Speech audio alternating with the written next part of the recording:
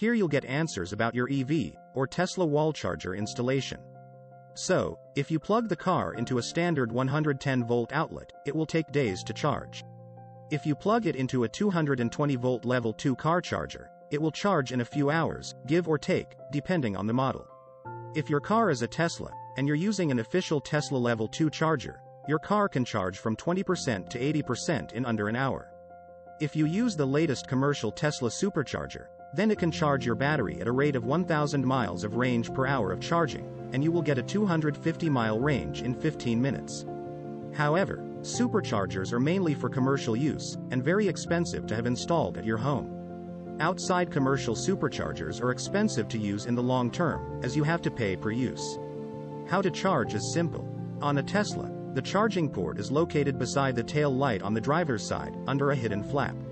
You simply plug it in, and it starts to charge. For non-Tesla cars, charging port locations will vary with different models. Some are at the front of the car. It's easy and more affordable than you may think, to have a level 2 EV car charger installed at your home. The obvious benefits to getting an electric car charger at home are convenience of quick charging as well as saving time and money. Check out an affordable EV charger installation solution today. Have a pro EV charger installer come and install your level 2 car charger today.